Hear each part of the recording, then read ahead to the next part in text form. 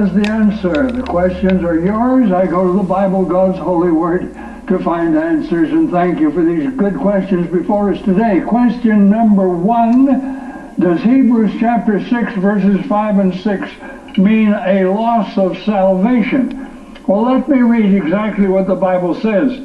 It is impossible for those who were once enlightened and have tasted of the heavenly gift and were made partakers of the Holy Ghost and have tasted the good word of God and the powers of the world to come, if they should fall away, to renew them again unto repentance, seeing they have crucified to themselves the Son of God afresh and put him to an open shame.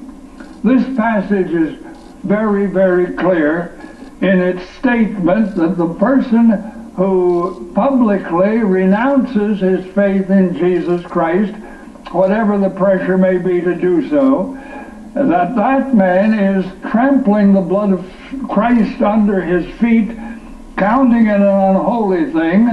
He once had some experience with God, for he now falls away. If he ever had faith, he loses it and no longer trusts in Christ for his salvation. He has no longer any desire for the blood of Jesus to cover him. If this man ever had faith, he loses it and no longer is able to be restored to repentance. It's a tragic passage of Scripture, but the Bible says that St. Paul was guilty of that sin, but he did it ignorantly and unbelief, and so God had mercy on him. Now let's get to question number 2 for today.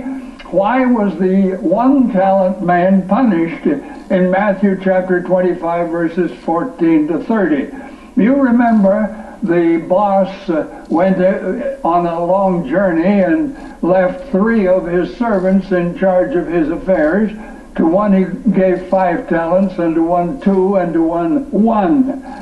The 5-talent man and the 2-talent man, both of them invested in the interests of their boss and received accolades when he returned. The 1-talent man hid his talent in the earth, and when he was called into accounting, he said, well, my boss was a hard man and reaped where he did not straw, and so I hid my talent in the ground. He was following the example of his boss, who admitted to being a hard man and a bit of a shyster. This parable teaches you and me that no matter what other people are or what other people do, that we must be true to God. Whatever anybody else does, that's not an excuse for you or for me.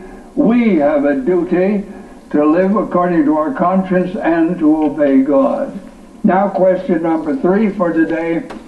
Should I fear being guilty of the sin of Matthew 12, verse 32? Well, Jesus talked about the person who spoke against the Father, he could be forgiven. The one who had a hard word against the Son, he could be forgiven. But the person who spoke against the Holy Spirit would not be forgiven, either in this world or in the world to come. The Holy Spirit is the one who convicts of sin, righteousness, and of judgment. If he is grieved out of your life, then there is nobody to convict you, nobody to give you faith unto salvation, nobody to give you repentance. And so this is the ultimate sin. We call it the sin unto death, or the unpardonable sin. And as I said a moment ago, St. Paul committed this sin, but he tells us that God had mercy on him, for he did it ignorantly in unbelief. If you are afraid of having committed this sin, but you still have a desire after God, then you are not guilty of it. You can come to the Lord, you can call upon him, and the blood of Jesus Christ, God's Son, will cleanse you from all your sin.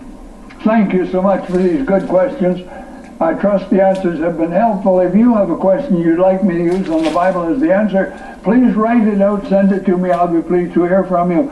I'll get to your question on the air just as quickly as I can. And when you write, all the address you need is simply Faith to Live By, Box 426, Winnipeg, Manitoba, R3C2H6. The Male Quartet Now. By and by when the morning comes.